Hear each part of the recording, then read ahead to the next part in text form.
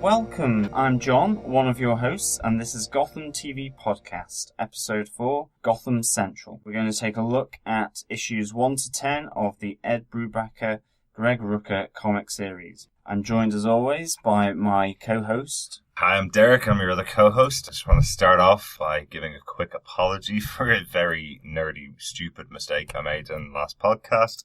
I obviously know that Watchmen wasn't written by Frank Miller. It was Alan Moore. I know it's one of my favourite books of all time, so I will mention Watchmen at any time connected to any writer who I have any kind of praise for. So I just wanted to get that out of the way. Okay, and now this week's news.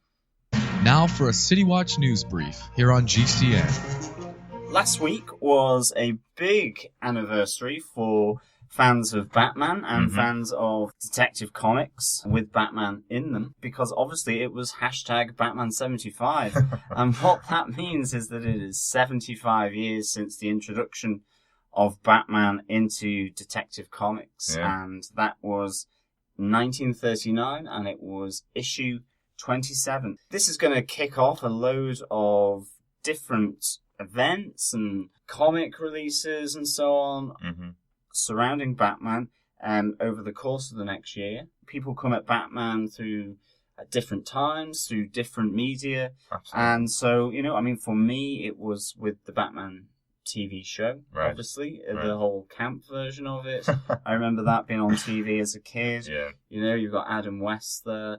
Absolutely. That's why we all kind of love Family Guy as well, because he's Mayor West and there's just The that crazy memory personality. and nostalgia of the Batman TV series there. With Adam from West the and Burt 60s. Ward and Cesar Romero as Yeah, the exactly. Joker. Yeah, I remember it so well with the flamboyant version of the Penguin with his umbrellas and Exactly. Yeah, And it's it was all really and kind Eartha of... Kitt as Catwoman as well, just classics. Yeah, absolute classics. If without her, the idea of Michelle Pfeiffer just being that sultry, purring sort of temptress wouldn't Absolutely. necessarily be there. Yeah, absolutely. And I suppose with a bit of a heavy heart, one of our other news stories for the week is that we also saw the death of Lorenzo Semple Jr., who was one of the creators of the Batman TV show in the 60s. He passed away on the eve of the 75th anniversary. Really? Yeah. Like, what a legacy that he left behind him. When we were kids, this was something that you absolutely tuned into every Saturday morning. And we're 20 years after the time that it was broadcast on TV, and it still had that legacy then. It still has that legacy now, even with the Nolan films, even with the comic books as popular as they are, even with the Burton films. The 60s TV show always stood out as something, Yeah, exactly. It was something unique in time. It has a lot of memories for people. Okay, people might go, well, it was far too camp. There's definitely been that move away from the bright colours, the bright lights, that kind of stereotypical look of things like the Penguin. But, that came from somewhere, and it was part of the canon in that sense. So, Absolutely. And I will guarantee, before the Gotham TV show launches, I will guarantee we will at least cover the Batman 66 movie, and I have a lot of fondness for that series and a lot to talk about. So, yeah, I'm looking forward to that. Yeah, okay. So moving on really from the whole 75th year of Batman. We'll be talking about it a lot, though, in future. Yeah, so, there's a lot going on this year. This brings us back to the Gotham TV series with news that obviously there was a pilot script that was leaked, and we kind of spotted that on bloodhavenbanter.com, and it's certainly been tweeted around as well. And I think, people have looked at it and done kind of discussions on it. And I think really we just kind of want to say here at this stage that there has been a leaked pilot script released. We don't know anything about it. We haven't really looked too much into it because we have no idea what kind of stage the draft was at, whether it was first, second, third. I think, to kind of set out our mission statement of our show, it's to have a conversation with everybody at the show and not to spoil things, to speculate, absolutely, about stuff that we know and stuff that we've read and stuff that we're interested in. But reading a pilot script that was potentially in a very early draft, it's very likely that a first draft and second draft of the show script will get out there and the people will have read it. We're definitely not going to do a review of the pilot script. I want to see the show. I want to see how it translated to the TV. I want to see how they translated the characters in the comics and the characters that we know from the movies and from general media, how they translated into the show. we're not going to do a pilot script cover or any kind of news on the pilot script. No, and I think that goes for unofficial photos on set. I mean, we have released them where there's maybe been no context of the show, so they've been getting their makeup sorted out off camera, or it's them relaxing behind camera and so on, or they may be doing a scene, but the context of it maybe it is less so. Certainly there have been some unofficial photographs where some things aren't necessarily a surprise, even though there's quite high impact, but others may be little snippets that could provide spoilers for those who are coming to it maybe anew. This could be their first time looking at Batman, like it was for us looking at the TV show from the 60s. Absolutely. So in the 80s. So what we want to say really is, you're in-state fans. We'll try not to spoil anything that we feel is a spoiler, but please tell us if we're going too far. If there's stuff that we're spoiling for you, please tell us. So on another bit of Gotham news this week, both Donald Logue and Aaron Richards have tweeted that they've finished Gotham recording this week, which is pretty quick. It's like about a month, roughly. Pretty quick. I mean, we're going by the unofficial photos release, and they all came out quite quickly. We don't quite know when they started in relation to that, but TV production can be, and normally is, a pretty quick turnaround. Absolutely. Like we know the series itself is 13 episodes. It's not a 22 episode series or anything like that. It's a 13 episode series. Donald Logue has said Gotham in the can was his tweet, and thanked all the people that were involved in it. Aaron Richards said that the first beautiful warm day in New York of the year, and I'm finished, I'm leaving. Tweeted back by Victoria Cartagena, saying that she'll make sure the sun is there when she gets back. There seems to be quite a good rapport between the cast. Yeah, it seems as though there's definitely a good rapport happening and occurring with all the different actors. Yeah. So, I mean, this sort of bodes well, and I suspect, editing is always the big job that has to be done, and certainly with TV or video, that increases exponentially, and certainly sort of on broadcast television. But still, it would normally be quicker than obviously film. So again, they're probably on that downtime, waiting until the next script is released for the second episode, ready to come back and do filming on that. Yeah, or possibly, considering Donald Logue is quite a big actor in things like The Vikings, which is quite big still. Maybe they've just taken him in and he's recorded all his bits of Harvey Bullock for the full season within a couple of weeks. They've got him in, they've recorded everything they need from him, and he'll come back in a couple of months to do kind of pickups or to do some additional stuff for the episodes. Yeah, maybe, yeah. So quite an interesting piece of news. So I suppose in kind of the other section of news that we cover for this podcast is the connected DC Universe news. There's been a bit of gaming news this week, which always excites me and always excites John. Anyway. Yeah. So some of the gaming stuff. I mean that in an excited way. That sounded not as excited as I am. Totally. But we got two pieces of Batman news. We talked recently about the release of Arkham Knight, which is the fourth in the series of Batman Arkham games from Rocksteady. They've just recently released this week, in Ireland, they just released Batman Arkham Blackgate, which is a port of the game from the PlayStation Vita, which they've remastered for consoles. So they've remastered for the PlayStation 3 and for the Xbox. Downloadable for about €19. And it's done in a comic kind of fashion as well. It's an animation. Yeah, absolutely. It's not like, I suppose it's not as high quality as the Arkham games have been, but there's a storyline, and it's about a lot of the villains from the Arkham City universe and from all of Batman's rogues gallery being locked up in Blackgate prison, and Batman going in to take them down. And there's a new storyline in there which we haven't seen yet. I don't have a Vita, so I haven't seen it yet. So I'm interested to play it. I've downloaded it. I think I'll give a bit of a verdict on it or a review on it in an upcoming show. But yeah, really intrigued to play that. And one other piece of gaming news, the first and I think only single-player add-on for the Batman Arkham Origins game is going to be available later on this month. It's Cold Cold Heart, which is... Can you guess who that is? Yeah. It's not Edward Nigma. It is Mr. Freeze. Yeah, it's Mr. Freeze's story, and apparently it's the origin story of Mr. Freeze is going to be told in game. So we saw him in Arkham City, and we saw him in Arkham Asylum. Mostly in Arkham. I think Arkham City was the big one. Yeah, in Arkham Asylum, it was just kind of a reference to him. Yeah. But in the Arkham City game, there was a little story where you got to meet him and you got to meet his frozen wife.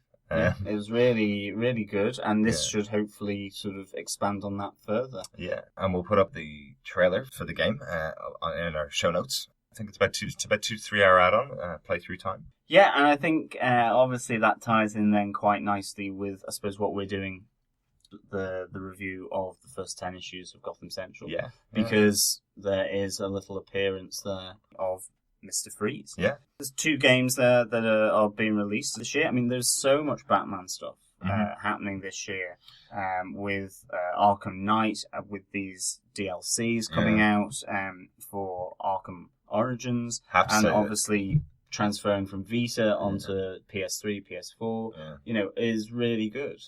So much appetite for gaming. And do you know what the best part about this is? Doing a podcast, it means we'll never run out of news. So I love making sure that we always have a news section, and we'll always have something to say. So.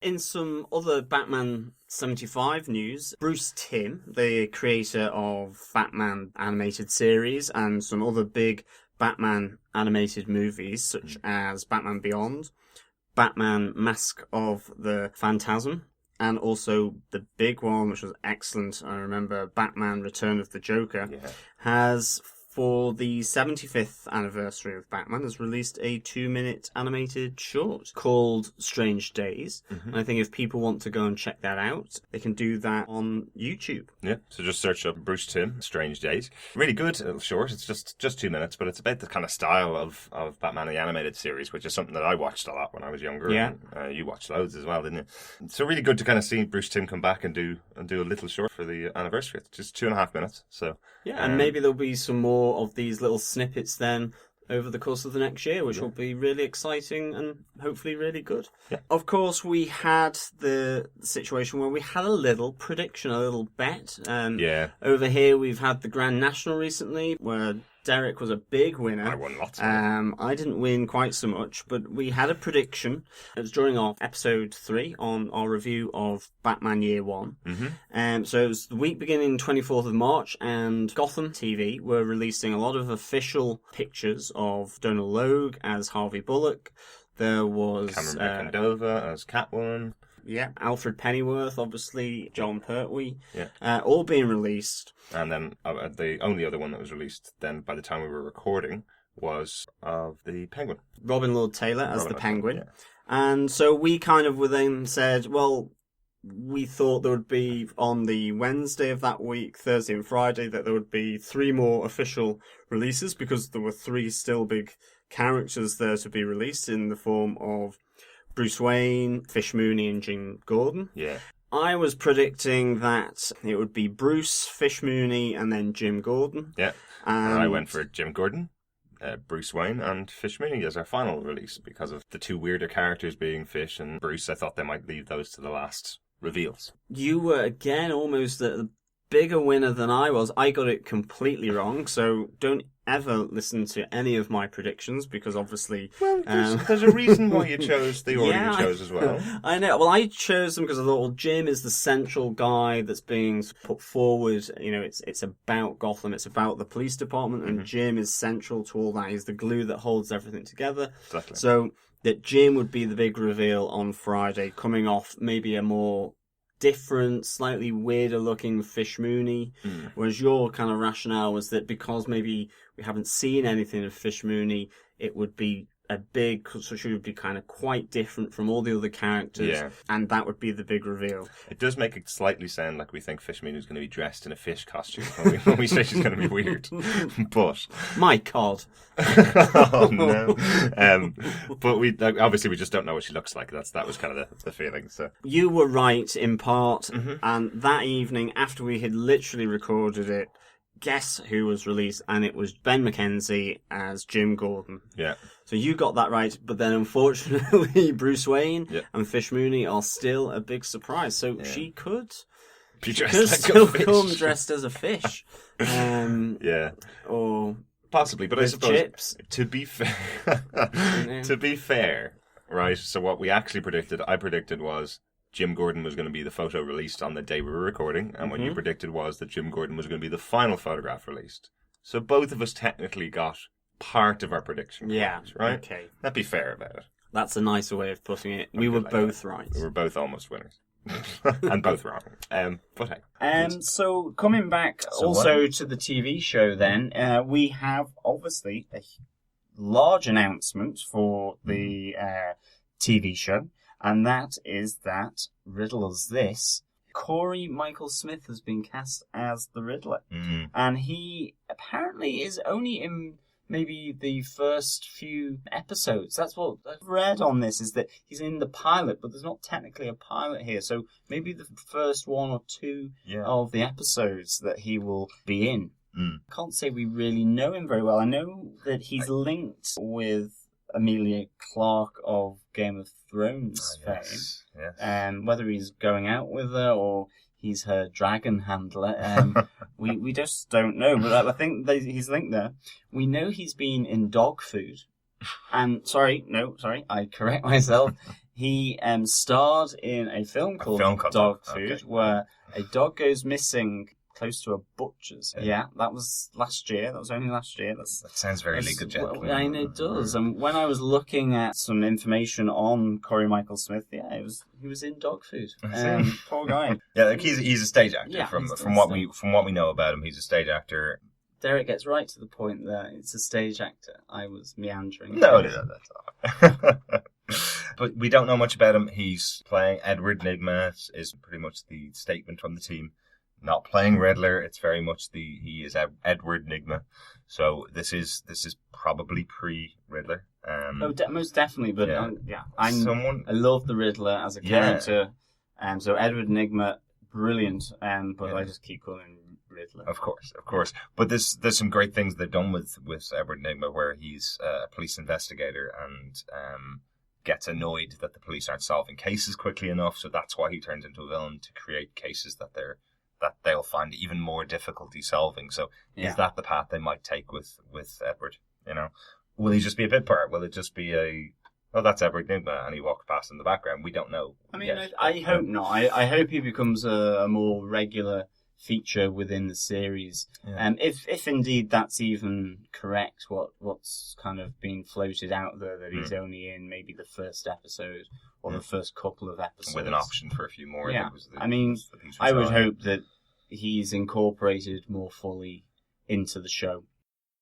We posted up on our website, there's some photographs of two other characters, which will become important as you listen to our review of Gotham Central in a moment. But yeah, Renee Montoya and Chris Bazalin have been cast.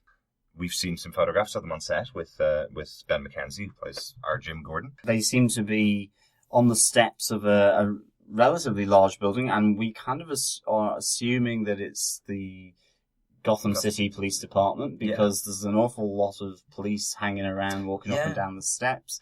The people looking very detective-y or detective-like in the background. So I was wondering, was the courthouse though as well? It could be the courthouse, but I didn't see... Which is the Thomas Wayne courthouse.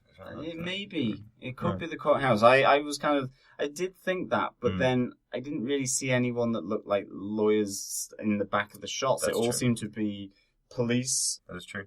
But we know Renee Montoya is going to be played by Victoria Cartagena. Yeah.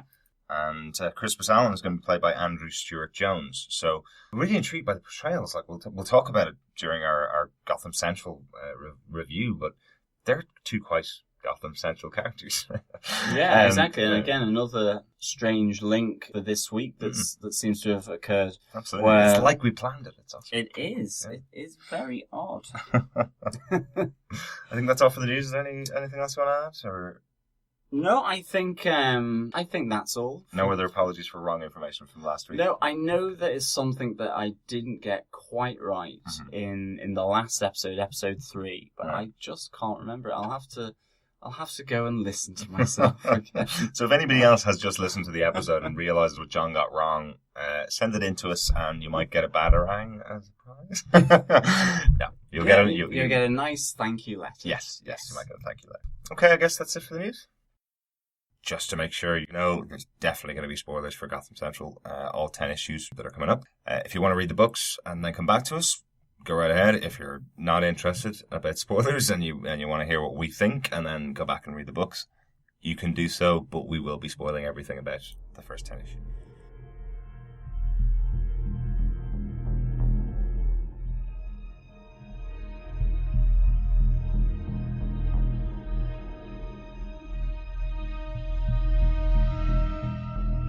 So, to our review of the Gotham Central comics series. This was a 40-issue series, and we will be looking at issues 1 through to 10 in today's episode. That essentially is 3 story arcs within the first 10 episodes. It's In the Line of Duty, Motive, and Half a Life. And this was a comic series that was written by Ed Brubaker and Greg Rucka. Artwork by Michael Lark. They were the 3 principal people involved on this. Yeah, Greg Rucka and Ed Brubaker fought for a long time to get this series. They wanted to focus on the other darker corners of the Batman universe, the areas that people hadn't really focused on before. And, you know, the reason why we're covering it, obviously, is that this is what Gotham, the TV show, is really going to focus on, is the areas that have not been covered in the films, you know, or have only been covered lightly in the films and TV shows in the past. So, yeah. In particular, though, obviously, they were looking at the darker elements that were within the police department. Absolutely, as well. Yeah. There's 2 writers on board for this. They decided to split the story arcs of the comic series. So Greg Rucka would write the day shift, and Ed Brubaker would then obviously take the night shift storylines. They themselves were working as a partnership in writing this story and these sets of comics for their audience. Yeah. So that's really quite interesting. Generally, the comic book is well known as being a critical success, but not a commercial success. But its fans seem to be pretty die-hard. They seem to really, really enjoy it. And I can kind of see why. We'll talk about our opinions of... Yeah, I mean, one of the arcs was nominated for an Eisner Award. And so definitely good storytelling. I don't think we ultimately, I mean, certainly for myself, I actually went in with very little expectation. It was something I hadn't read before from the Gotham universe and the DC universe, where, you know, it's essentially looking at the series from the non-supervillains or the hero of the regular comics, which is Batman and his foes. I think we have to stress here is that this is focused on the detectives and the inspectors of the Gotham City Police Department, but it does have, unlike the show that will come out later this year, it does have Batman, and it does have familiar figures, and most of the villains are fully formed and they're at the height of their powers. Exactly, yeah. So they are there. In that sense, it's not like what Gotham TV show is likely to be. Yeah, to coin a phrase, or to use a phrase, I suppose, the shadow of the bat hangs heavy over the full series that we've gone through. It's very much, there is the presence of Batman is still there, and that's kind of part of the reason why the characters are doing a lot of the stuff they do, is because Batman is in the background. There is Jim Gordon, but Jim Gordon's retired. There is a mention of Harvey Bullock, but he's not president. Yeah. Present, not president. Issues 1 and 2 of Gotham Central are titled In the Line of Duty. A summary of the story is that basically a routine investigation by 2 detectives that we get introduced to, which is Marcus Driver and Charlie Fields, and they're investigating a missing person. Their investigation leads to an uncovering of a much larger plot by a much more dangerous villain against the police department in Gotham. Hadn't really got any expectation moving into this, and I think there was a sense with the title anyway, that for me, that In the Line of Duty, I should say, and what happens, and normally it's killed goes at the front of that, I think it's that sense of the danger that these regular cops and detectives at the Gotham Central Police Department are in when they're up against sort of heightened supervillains, such as the one that we see later on in these 2 issues. Yeah, absolutely. I don't know whether to spoil it or not, and I suppose that's one of the other things, is that, you know, we will spoil these comics. Yes. So I suppose what's your kind of number one thing that really stood out for you in the first arc of it? My big standout thing for me from these first 2 issues ultimately was the attitude of the detectives. In particular, the attitude of the detectives and the whole Major Crimes Unit towards the Batman.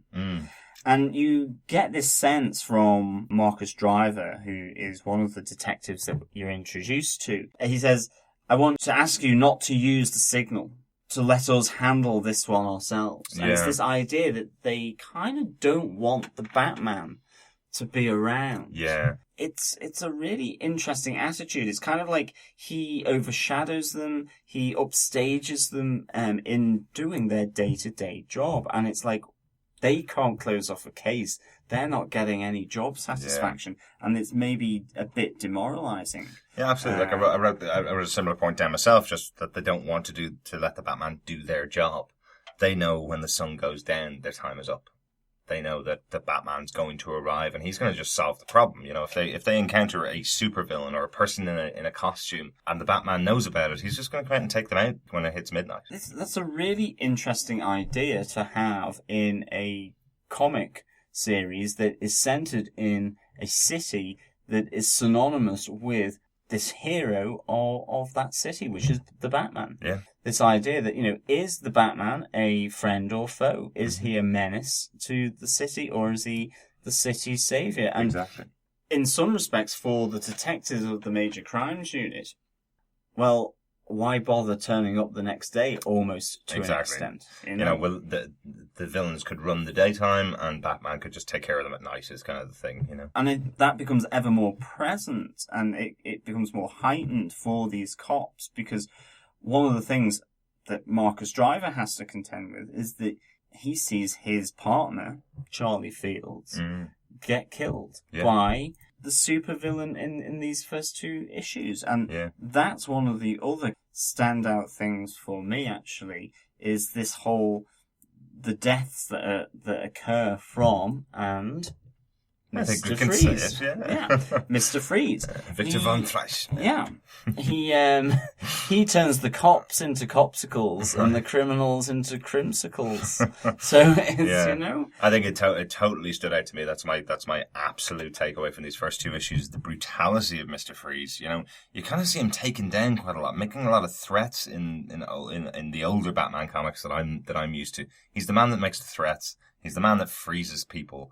But this is brutal. What he does is, slight torture. Yeah, he freezes Charlie Fields, the partner of Marcus Driver. He freezes him so that his blood is slowed and he dies a slow and painful death.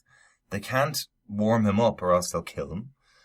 It's really brutal. It's really brutally written. And then he shatters him like a glass. Yeah. Not only is Charlie Fields essentially frozen incredibly slowly and gets shattered, his partner has to watch this happen because Mr. Freeze does not kill Marcus Driver. He freezes his feet to the ground and immobilizes him, and then freezes his hands and his ear to the wall and makes him watch. Exactly. This is really brutal stuff. And then he moves on, and he's got a partner in crime, which is how they found Danny. Marcus and Charlie found him. Yeah. And then the second issue opens with Danny's already dead. He's no longer serves a purpose for Victor, and he kills him. Yeah, and he's frozen from the inside out. Yeah. It's really brutal, and then you get onto the overall plot of what he's doing. What is Victor's purpose? Why are the Gotham PD after him? There's been a jewel heist. They realize he's looking for some diamonds to power his suit, to obviously pull off a huge caper. And all you would have seen from the Batman side of this is the huge caper. What you see from this is all the stuff that leads up to that huge caper, essentially. Yeah, and what's he trying to do? What's his purpose? It's huge. Well, it is, but you see it from the Gotham side. I just want to quickly kind of. This is slightly amusing to me in my own head, but I just suddenly thought of stormtroopers. Right. I actually thought that even stormtroopers have families, and it is this kind of idea that Gotham City, you actually see. I think it's Nora. You see Charlie Fields' wife come into the morgue and see the fact that her husband, that she loved, cared for, they had a happy life together, is essentially in a whole thousands of blue frozen pieces in the morgue that they've had to keep in the freezer because otherwise it would just go to mush. Yeah. And it's a really interesting scene where Nora and Marcus Driver are there, where she's to try and identify her husband. Yeah. And so I almost had this. And doesn't Marcus even say you don't need to? You don't need to be here. We know who it is. There's no necessity for you to be here. She says she wants to see it. It's a hugely affecting moment of the comic, and I think this is something that will play out throughout the other issues. It is quite an affecting comic. It is quite a very well written comic. It was like our previous episode 3 on the review of Batman Year 1, where Batman saves 2 corrupt cops.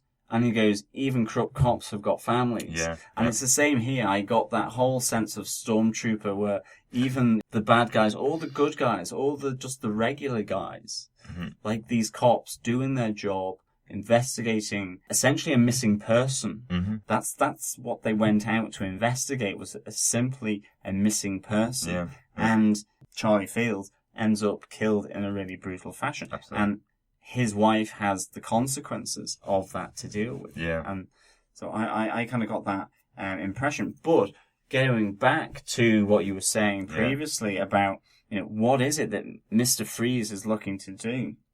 It's really, really big, because he is wanting to strike at the Gotham Police Department. Exactly. And ultimately against the one person from Gotham City Police Department that everyone knows, and that is Jim Gordon. Yeah. He's at a presentation. He's just been presented with an honorary doctorate in criminology for his service to the community. He's also giving the speech for all of these brand new cops that are coming on board. Yeah, and Mr. Freeze is wanting to essentially take him out and send a message to the police department. Yeah. He has this phrase at the very start of issue 1, when he has Marcus Driver pinned to the wall and so on, where he says, essentially all you Gotham City police are stupid. Yeah. You can't get me. And he essentially goes after the one that he feels is a threat. Yeah.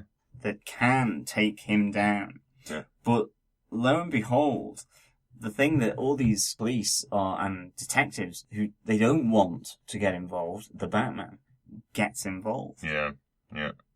And it is, as I said, the brutality of Mr. Freeze really continues to come out. He takes out a SWAT team. He's so close to taking out Jim Gordon and all the brand new graduates. But Batman comes in, saves the day, as you'd expect. What really stands out about this story as why it's different from everything I've read before is all you would have seen in a Batman comic is Mr. Freeze steals some diamonds, goes on an attack of Jim Gordon and the students, and Batman stops him. This is all the interesting stuff that falls in between those cracks in the storyline. Yeah. It's yeah. And I mean, Batman saves the day, but he hands it over then to the police department. He's upstairs. He's knocked out. Yeah, he's knocked out. You cuff him. Mr. Freeze is knocked out upstairs. Go up and get him. I've sorted it out for you. And is expecting the plaudits. Is expecting the not even expecting to be rewarded for it. He's walking away, going, "I've done my job. Off I go. You guys just take care of it." Yeah, and he says that Captain Margaret Sawyer, who is the captain of the Major Crimes Unit. The arc ends with, again, this really interesting meeting. I'm not entirely sure why Batman is stood next to Marcus Driver's car. I'm not entirely sure I understand whether that was at the university and Marcus Driver was leaving to go back, or whether that was at Gotham City Police Department. I kind of wasn't entirely sure. It's after the fact. I think to me it looked as if Batman was just looking for some kind of credit for what he'd just done. He's essentially found the guy that killed Marcus's partner, wants to tell Marcus, "Don't worry, it's all right. I've taken care of it for you."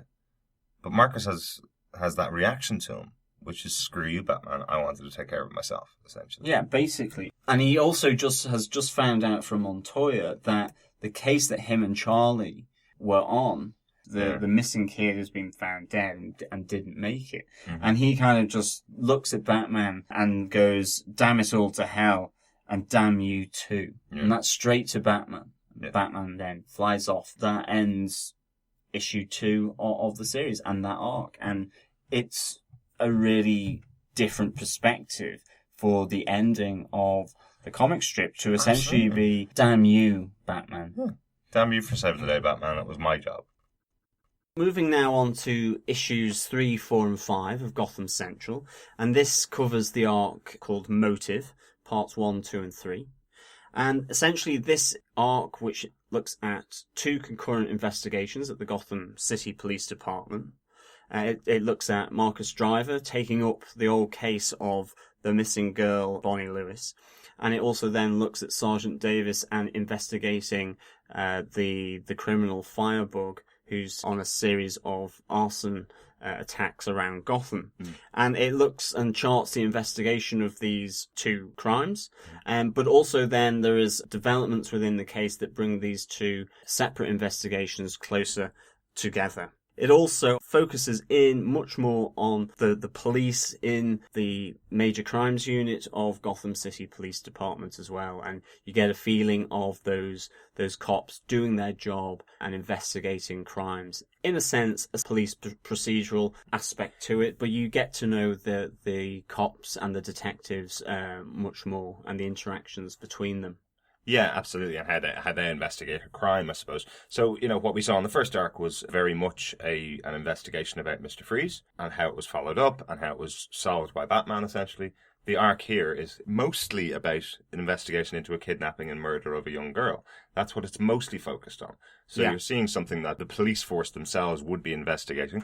While the 2 investigations do intersect, there's a lot more about Bonnie Lewis. Yeah, that particular crime. Yeah, absolutely. And that's mainly because Marcus Driver wants to... One of the things you see in this arc is you see the board in the major crimes unit where you've still got this outstanding case under Charlie Fields' name. The late Charlie Fields was Marcus Driver's partner, who got killed by Mr. Freeze in the first issue of Gotham Central. And it's this... Marcus, for his memory, wants to close this case off and get a result on the case for his late partner. Yeah. And I think this series, for me, is that breather moving forward. The first 2 have Batman, they have Mr. Freeze, they have Jim Gordon, they have these 3 iconic characters involved in the plot. I don't mean that they overshadow the story of the police, but they are prominent within that, and that's very familiar for everyone who would read about Gotham and Batman. Absolutely, it's like the big guest stars on a TV show. The thing that draws people in to start reading a book. I'm presuming that Brubaker and Greg Rucka, they had their idea was to pull people in, get them to have a look at the first couple of issues, and hopefully continue on with the stories of the individual cops in GCPD. And that's it. I think so. I just think this is a slight breather. It's a chance for everyone who reads the comics to get to know the detectives within the major crimes unit much better, but more particularly Marcus Driver from the first 2 issues. You get to see him much more prominent within these 3, and focusing on his grief to try and close out this case, but also he's now partnered up with a new cop, Romy Chandler. And so just seeing this new partnership start and develop as well. Yeah, because as you say, this is something that Marcus is obviously feeling a lot of loss after losing his partner. He returns to the police force. He's immediately told that he should still be on leave. He's told not to come back into this, but he says he wants to solve this case for the memory of his partner. It's a really well done investigation. It's a really well done story where they take in the full procedure of how they would investigate these 2 cases and show how good the Gotham City PD and the major crimes unit themselves are at investigating what a seemingly unsolvable crime. I think one of the things you were saying to me was just these scenes between the cops where you get a bit of the banter and a bit of lightheartedness coming into the comics, and you see sort of the more lighthearted element of the job. It's not simply crime. Yeah, issue 3 opens up with one of the guys in the MCU talking about, whether bad guys think they're really bad or whether they think they can justify their own actions to be the hero in their own movie almost, Discussion that's, been had many, many times, I think, within these kind of centres. But a great moment where one of the agents go, I bet that's what Hitler probably told himself at the time. And they stop the conversation. That's the one rule. Yeah. If you mention Hitler and what Hitler thought, that's the end of the conversation. Exactly. So if we ever mention Hitler, other than where it's a plot point, we're quoting it. If we ever mention Hitler within our podcast, then it's the podcast's over. It's game over. It's a nice little scene of them having this this chat, and do they know they're doing evil, or do they actually think they're doing good, some of these evil people? And the difference between sort of low-level criminals, where they may not even know what they're doing, compared to then the Mr. Freezes that we've just seen. And Two-Face, I think, is mentioned. Yeah, Two-Face. And, they actually say they're talking about the regular skells, the regular criminals, and not the freaks and the serial murderers. And maybe they even ultimately see Batman as one of those freaks as well. There's also this investigation, complex, quite intertwining investigation that's occurring, that Marcus Driver and Roni Chandler are heading up here. Yeah. And maybe this, I think one of the things to say, I actually really enjoyed these investigations, and certainly the one for the missing babysitter Bonnie Lewis, because it tied it nicely into the first two and it kept that momentum going within the police department. Yeah, but like issue 2 ended with the revelation that the girl they were trying to find, who had been kidnapped, her body's been found. Yeah.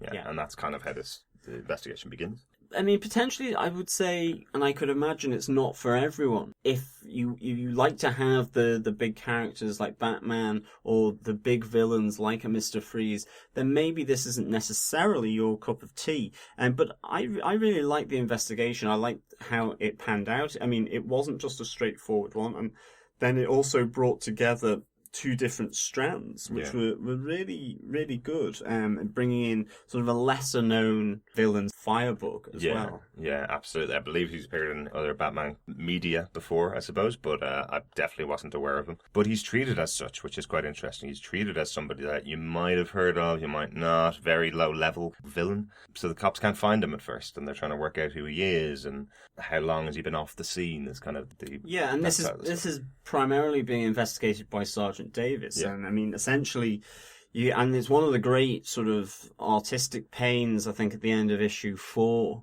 where you have the person who was known as Firebug. He's jumped out the window and he's landed on a car. It's a really excellent final frame of just this guy on top of the car, having jumped out the window to try and escape Sergeant Davis and the other detectives. Yeah, with no jetpack or parachute or anything, he just jumped straight out a window onto the top of a car. No, exactly. And we find out that actually he's the old Firebug. His costume and all the jetpacks and all the fire-making kit that he once had, he sold online.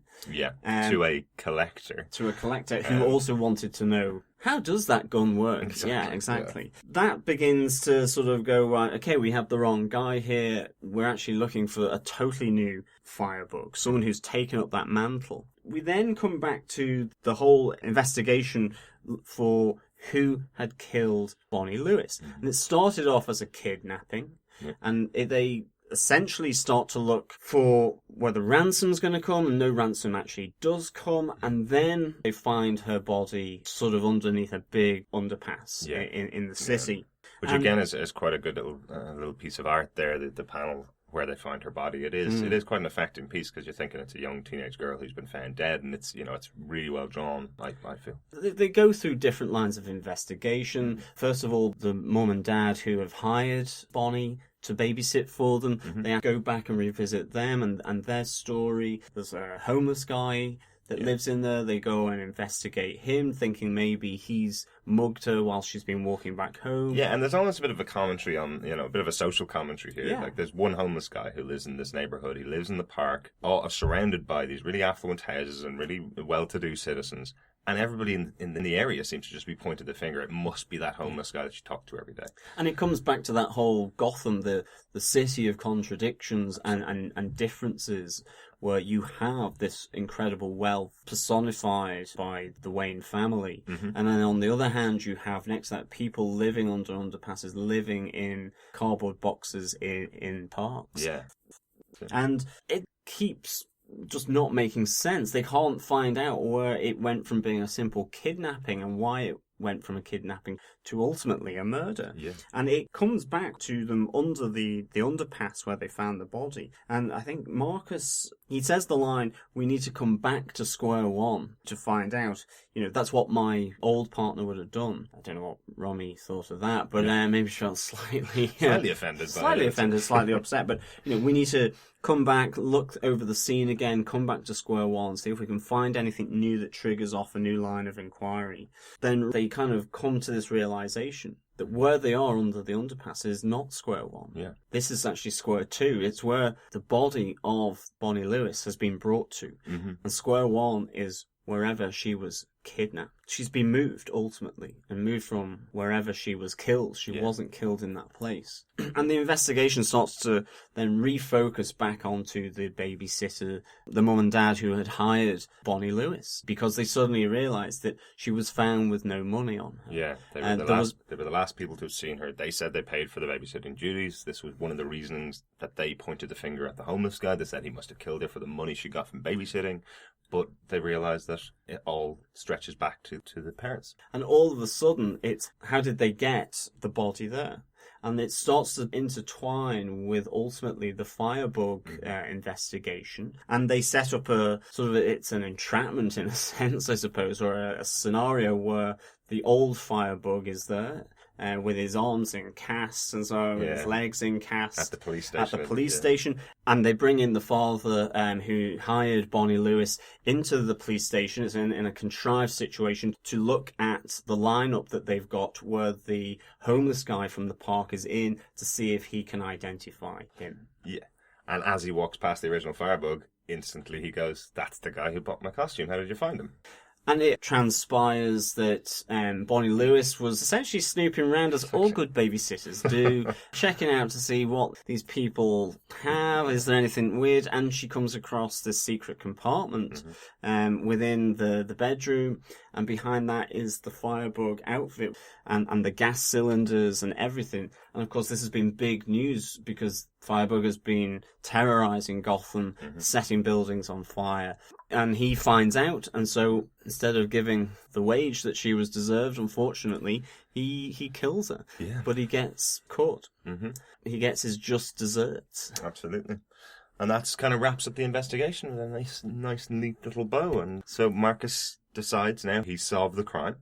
I think the story finishes with probably the best moment of the entire piece, where Marcus goes up to the roof, turns on the bat signal, and gets the Batman to show up, and then tells him, I solved a case without your help. I was able to do this. What you did last time, solving my case, and without allowing me to get the retribution that I feel I deserved for the killer of my partner, I've now been able to solve this case, and you weren't even involved. And not only that, it's 2 for the price of 1, because we got Firebug as well. Mm-hmm. It's a great finishing. He doesn't get the response, I think, that he is hoping for from Batman. Batman essentially says, thank you, and then tells him, don't you dare turn on the bat signal ever again. Great line then from Roman Chandler, who comes up on the roof and she goes, oh my God, what did you do? Are your pants dry? Essentially confronted the Batman, and he doesn't need to change his underwear. So now we're on to the final arc that we're going to be covering within this podcast, issues 6 to 10, which is titled Half a Life. In these issues, René Montoya, another member of the Major Crimes Unit, former partner of Harry Bullock, is being targeted by a suspect in a former case where she used excessive force. When this suspect ends up being murdered, it brings her into the sights of the Internal Investigations Division, and there's another shadowy figure who seems determined to bring down her personal and professional life. This story arc was by Greg Rucka. Up till now, all the written aspects of these issues have been by Ed Brubaker. Mm-hmm. And now we move on from issues 6 to 10 to Greg Rucka being the main writer on this. And actually, it's probably one of the more well-known arc within this series. And amongst others, it won an Eisner Award in 2004 for Best Serialized Story. 10 years ago. So that's Oh, I feel old now. So 10th anniversary of that, 75th anniversary of Batman. It's good timing at the moment. Yeah, exactly. But it is, I must say, this is probably my favourite of the 3 arcs.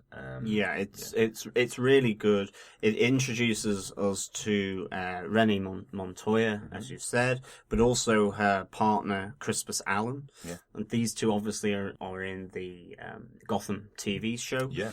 It'll be interesting to see how much of this themes running through this arc, or maybe even other arcs that they appear in, will be on the TV show. Certainly Harvey Bullock, this idea of whether he's a disgraced cop or a corrupt cop, or whether he's a good cop and he's a mentor for Jim Gordon.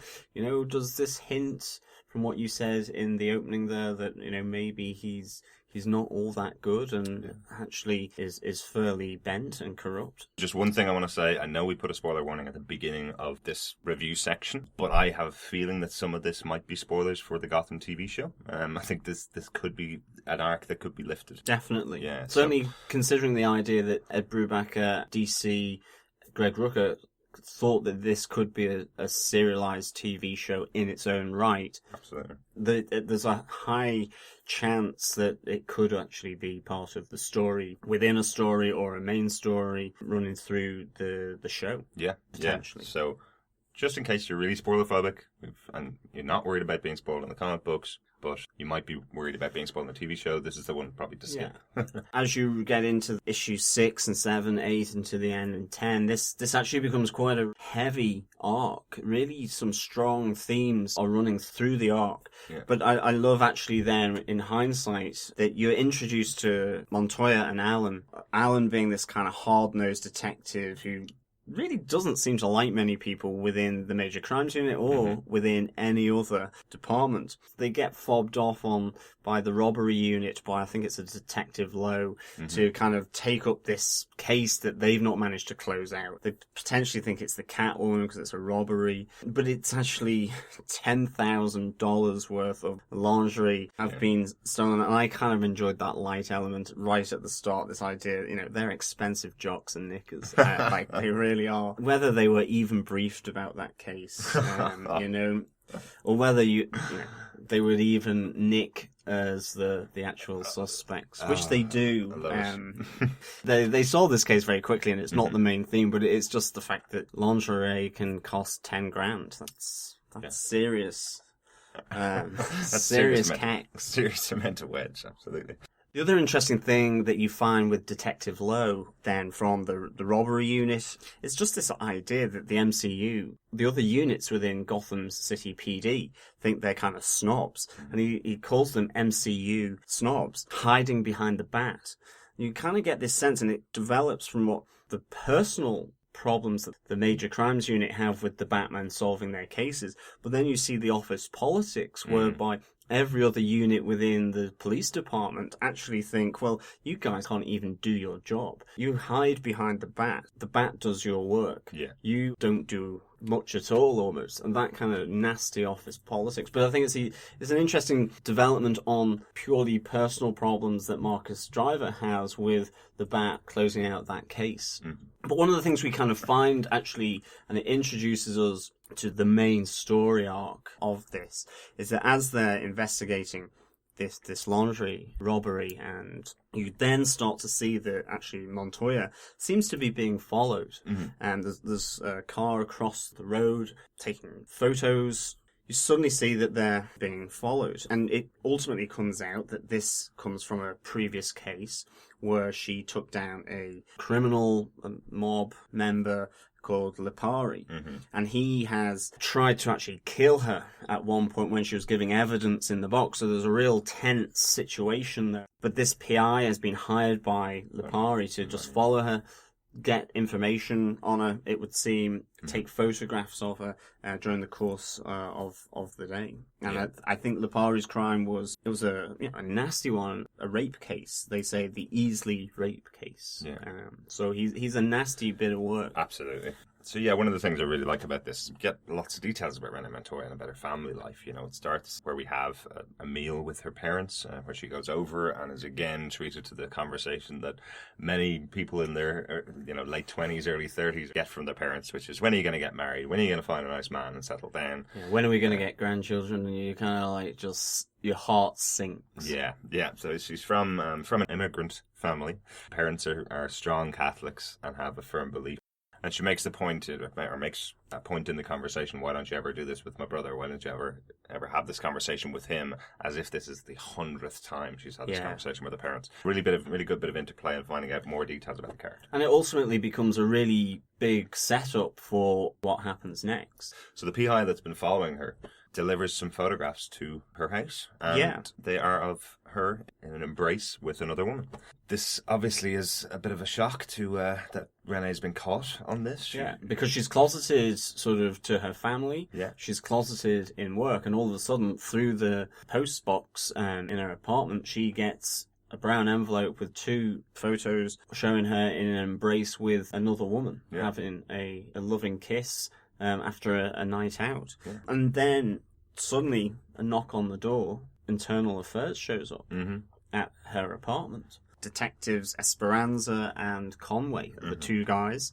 They come in and they say that this private investigator is dead and they can't find Lipari. They insinuate that because it's all surrounding Lipari, a case that she previously worked on, they start bringing up this idea that Harvey Bullock, has lost his job, that he was rotten to the core, and maybe some of that has spilled over onto her reputation within the police. Has it been her that has caused this disappearance? Is there something bigger afoot? She makes the point to her partner that Internal Affairs are obviously the one group of people that every single police officer seems to hate, because it looks like the Internal Affairs are trying to take down all the good cops internally, and obviously the sights are going to be put on her because Harvey was taken down, as she sees it by the Internal Affairs. It's like HR in a regular office. The internal police, that kind of, the military police, this idea that the people that police internally within an organization, they have this conversation. Does she know anything?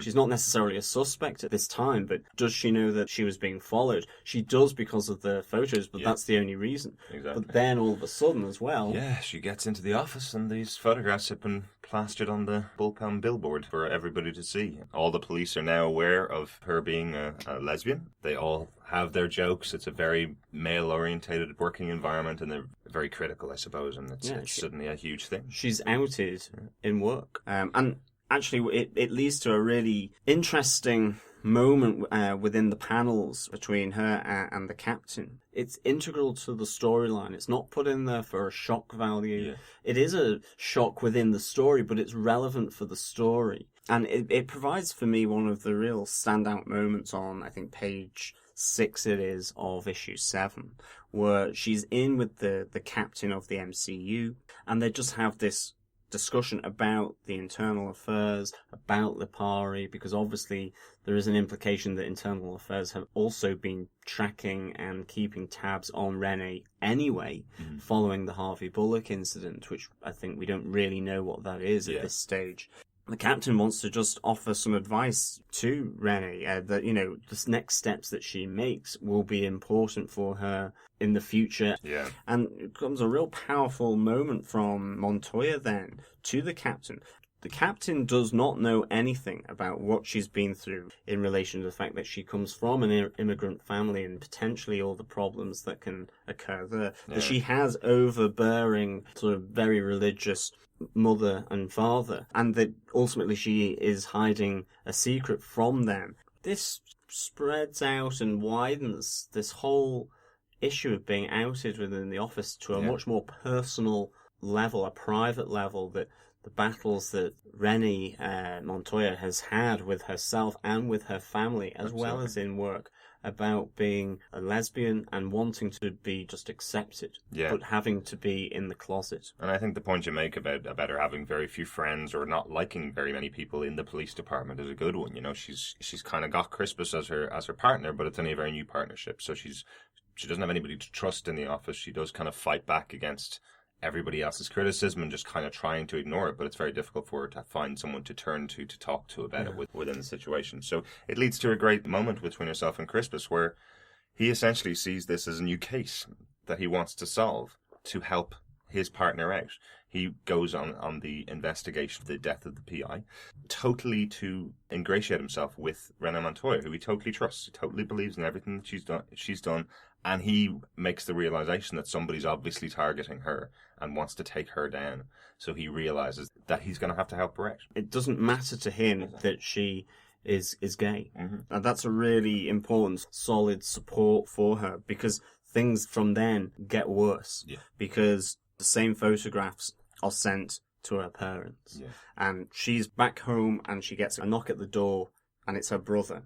He comes in, you realise that she had told her brother when they were 15, and he can't really deal with it either, but he knows it's not an issue, but he's still got problems dealing with it because of the wider family. Yeah. And he comes in and tells her that he's managed to calm the parents down. Yeah, he lies to the parents and says it's a doctored photograph to go back to the way things were before Renee, to just deal with the same questions again, but why not let them live out the rest of their lives not knowing this truth about you? And so she goes looking for her moral support, which is her partner, and they meet at the lesbian bar. Yeah, the One True Bean. Yeah, it's a fantastic name for a lesbian bar, definitely. Yeah. So, I mean, I think it's, she meets with her partner there, and her name is, there's loads of partners now. There's Crispus Allen. Yeah. There's now her lesbian partner. Her affectionate kind of little pet name for her is Dee, but her name is Daria. But I think we will call her Dee or Daria rather than partner. Yeah, going forward, yeah. Going forward, because otherwise, way too many partners. Yeah, maybe that's what she's into. She's sat with Dee. She's having just a heart-to-heart saying just how awful the day has been. They walk home together after a few drinks and a heart-to-heart. And outside Dee's apartment is Marty Lipari is waiting for them, So Marty had kind of, and he's videoing her saying goodbye to Dee and having a kiss, and she's angry. Oh. This is a woman scorned completely, like the red mist is seen. She wants to shove that camera somewhere that'll never be found again, I think, on Marty's body. She sends Dee up to her apartment to get her out of the way, and then goes and threatens Marty Lipari, telling him if he ever goes anywhere near Dee, that'll be the last thing he ever does. And it snaps, and she turns around and she gives him a massive punch in the face. Yeah. And great line that she just says down to him, "You won't be able to die enough. You say it as it is. You stay out of my life." Lipari goes out of there, heads back to his apartment, and the close then of issue 7 is he walks into his apartment and it's just bam, bam, bam, and he gets shot. Yeah.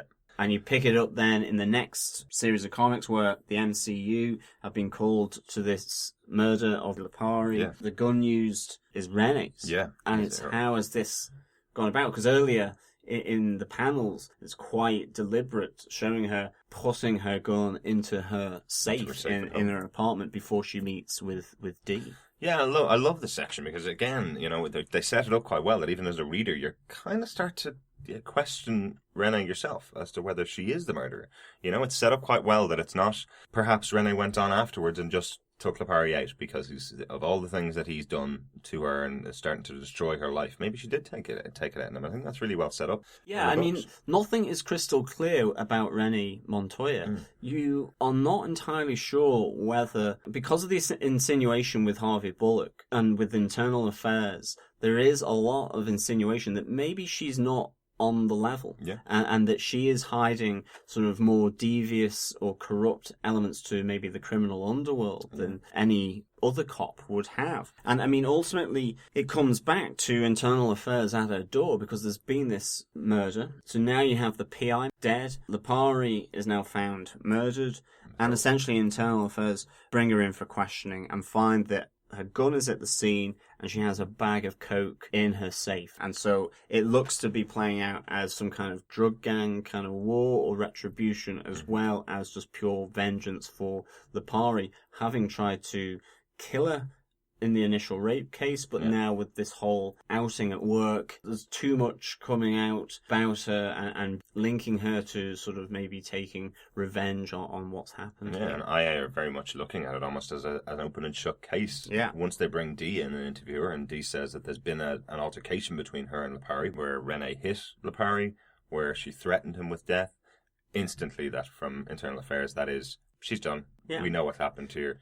And she gets charged. But again, Christmas has got her back. He's going to investigate this to try and save his partner, which is really good to kind of see their relationship keep building out over the course of these issues. Yeah, and Christmas Allen goes to the cell. They're having a heart-to-heart between the two of them. Mm-hmm. What's going on here? You need to be straight with me, Montoya. What's going on? Okay, unfortunate turn of phrase for a gay lady, but you have to come clean to me because there's too much. Internal affairs are involved. Mm-hmm. The gun was found at the scene. But he does go, I don't think it's you. Yeah. It closes with the reveal. She leans into Crispus Allen and goes that it's Harvey Dent, Two-Face, who is setting her up. And immediately it closes off issue 8. The question you're left with is why? For a serial comic, that's a brilliant end to an issue, wanting you to go and buy the next issue. I mean, it's great. What has she done? What's this connection then with Harvey Dent? Mm-hmm. And actually, again, when that happened, I suddenly thought, she is a corrupt cop. I actually had that feeling. So for me, that question of why, why is Harvey Dent trying to do this? I suddenly thought she's completely tied in to the mob. And the question is, how and to what extent? Yeah, with a fascinating kind of moment that, Harvey Dent could be trying to take her down. She goes all the way to court, though, on these charges. So, that was a complete surprise for me. All of a sudden, she's there in court. It didn't even enter my head that she was going to be in court. Mm-hmm. Nice line from the judge as well, where she's been in my court before, Danny. I know who she is, I think, referring to the court clerk. And you just have a really nice line just to say, I know who she is. Yeah. She's back again. It just adds further questions onto Montoya about, has she been to court how many times before? For what reason? Has it been questioning her, like Internal Affairs have been doing? Like it could, be, as you say, it's the two kind of options. It could be that, obviously she's a police officer. Obviously she's bringing in a bunch of cases to the courtroom. He knows who she is from that perspective. But maybe it still puts that question in your mind. Maybe she's been here before because she's been accused of this. I think for me at this stage, I'm very much looking at her as being... That's the bad guy. Being quite bad, yeah. One of the interesting things that comes out of this court part then is that her previous attorney has gone and that she's got a new lawyer who's being paid for by Bruce Wayne. Yeah. Batman. You kind of start to think then, behind all of this storytelling, is it the suggestion that Bruce Wayne knows exactly how this is all going to end up. He knows what pressure points are being applied. He knows who's doing what, because the Batman is following all these events from a top of a building behind the darkness along an alleyway that we're not being shown as we read these comics. And it's great. It's a really nice little thing, I think, for the whole comic series, is that there's this suggestion that Batman is somewhere off panel. Which is obviously a high-paid lawyer, so she's going to... The feeling is, at this point, that she's going to get away with it. Yeah. She's going to get let off this case. Something that struck me at this point, when there was the mention of Bruce Wayne, and then you kind of make that jump to Batman. But the thing that hit me then, and it's really interesting in relation to Gotham as a TV show, is I hadn't really thought about Batman whilst I was reading these issues at that point.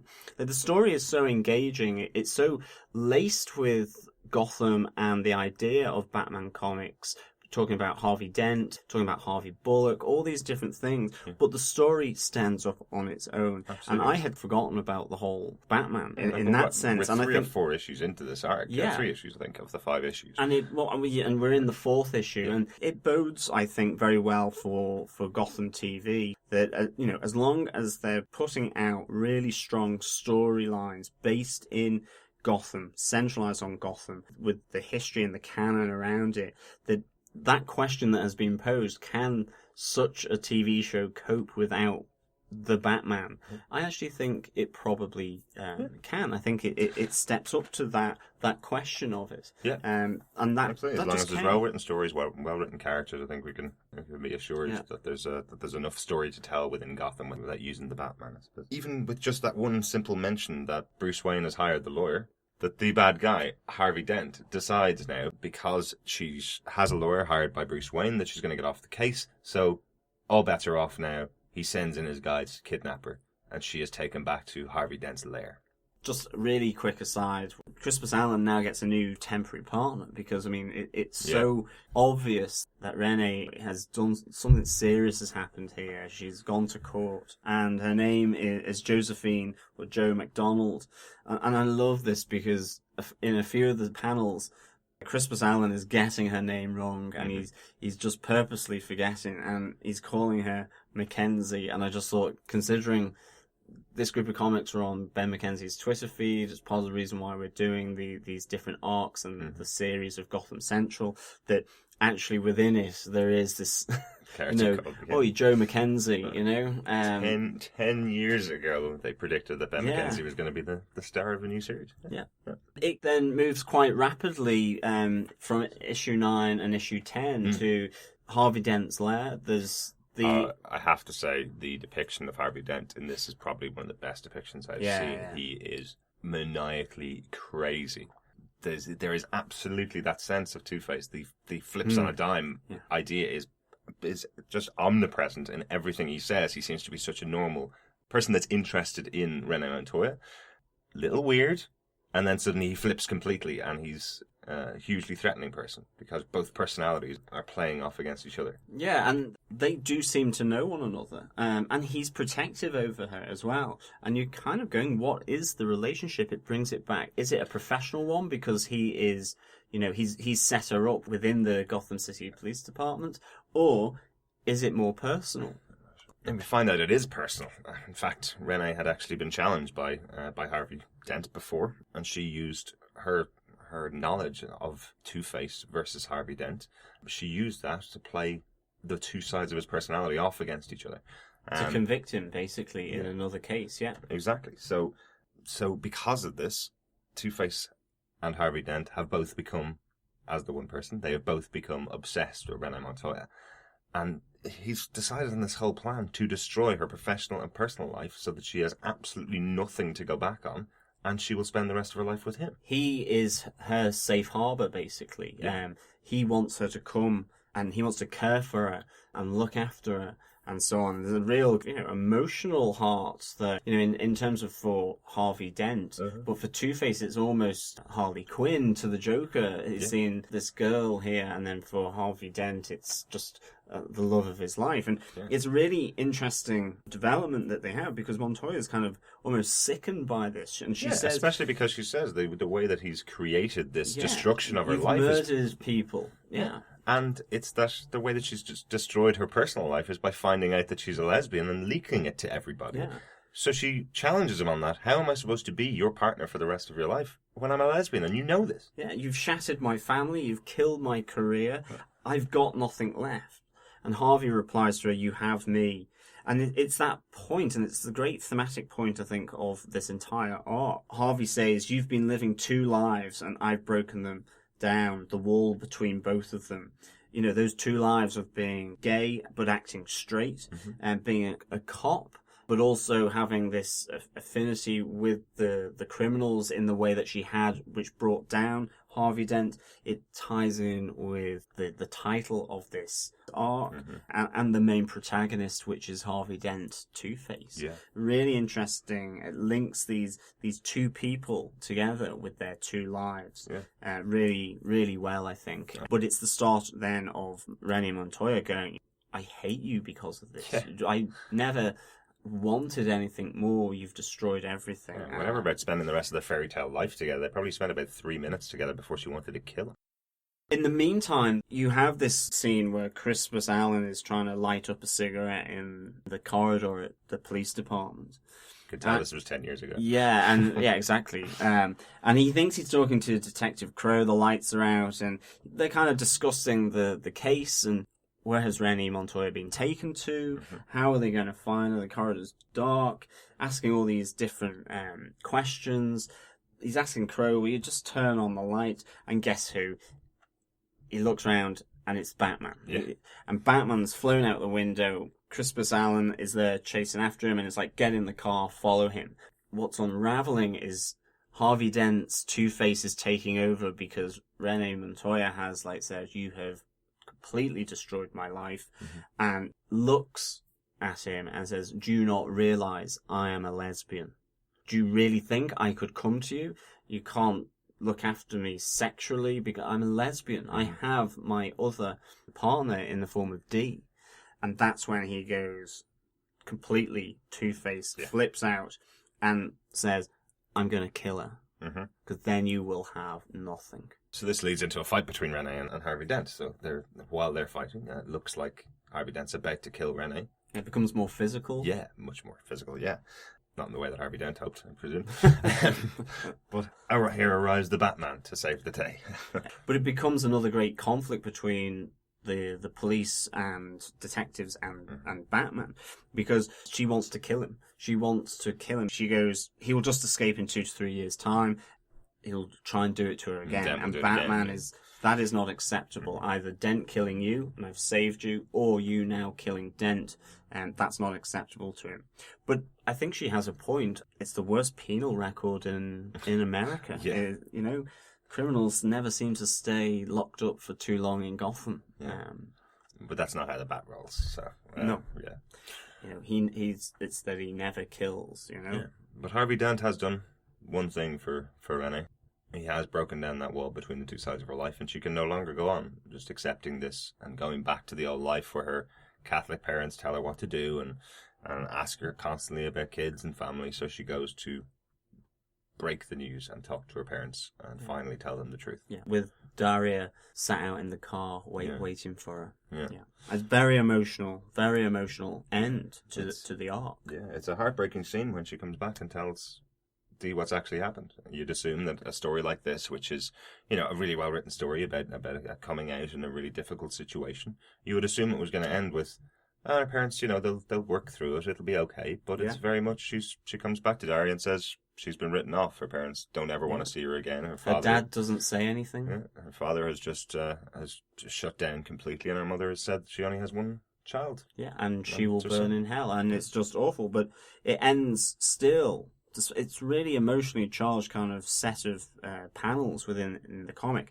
It ends with hope. Her girlfriend turns around to her and comforts her and saying, I've got you. I'm there. I'm supporting you. And it's a real powerful moment of their relationship and really supportive. And the comic ends. Yeah.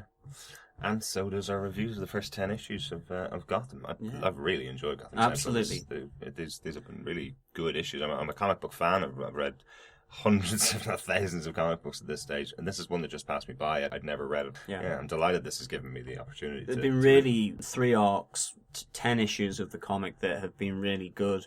And I mean, the standout for me is the final arc, the Half a Life. They are excellent, really excellent. I mean, even if you don't want to necessarily read all 10 issues, at least pick issues 6 through to 10, Half a Life by Greg Rucka. Excellent, excellent story arc. I mean, for me as well, this would be a total recommend for people who are certainly excited about the up-and-coming TV show, but are also excited and want to find out more about Gotham as a city and the people who inhabit it. Because, we know Batman and we know other aspects quite well, and this opens up and broadens the horizon. A bit like what Frank Miller was looking to do, was to create depth to these characters of Batman and Jim Gordon by giving a greater depth to their city that they inhabit. For me, this is easily a 4 Sheriff Stars or 4 Batarangs. Yeah. Definitely. I'd recommend. highly rate so far. This is a higher recommendation than the movie Year Zero that we had last week. I'd definitely be very close to John in the 4 stars so far. We've got quite a bit left to cover. Still 30 more issues to go, which I think we will space out. We won't necessarily be doing these all back to back. For our next episode, we'll be looking at the next 3 arcs of Gotham Central, and they will be issues 11 to 18. But then I think we'll take a break from them and look over some other works and then come back to the remaining issues of Gotham Central. It allows you guys to maybe read some of these for yourself and to come back to us to see whether there's anything you think maybe we didn't spot or any of your comments on some of the things we've talked about today. Yeah, and you can always get us on Twitter. We're around there all the time. You can send an email to our Gmail account, which is gothamtvpodcast@gmail.com. Follow us on Facebook. Connect with us on Google Plus as well. You can even leave a message on Skype if you want to. Mm-hmm. You're more than welcome any of those different options to connect with us. Please do. If anybody wants to have a comment read out on the podcast, please let us know. We've had some really nice emails and some really nice contact from you guys, and some ratings on iTunes, which is always makes us happy. Yeah. To see those. So keep doing what you're doing, but get in contact with us if you want to share some comments on our show. Let us know. Yeah. Thanks, guys. Thanks for listening. Thanks very much. Talk to you soon.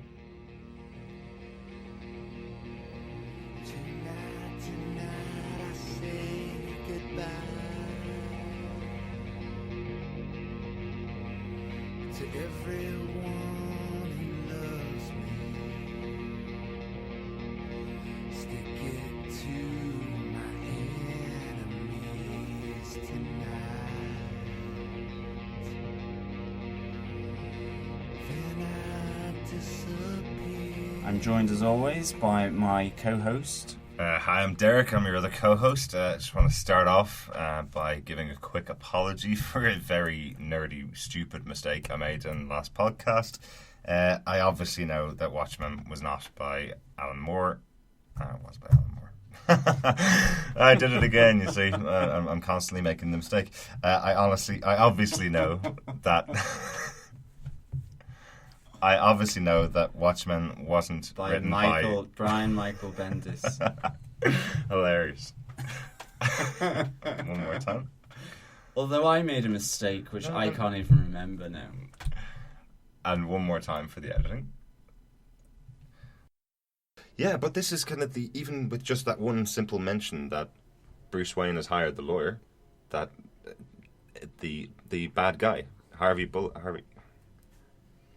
the bad force. Brian Michael Bendis. That the bad guy, Harvey Dent, decides now, because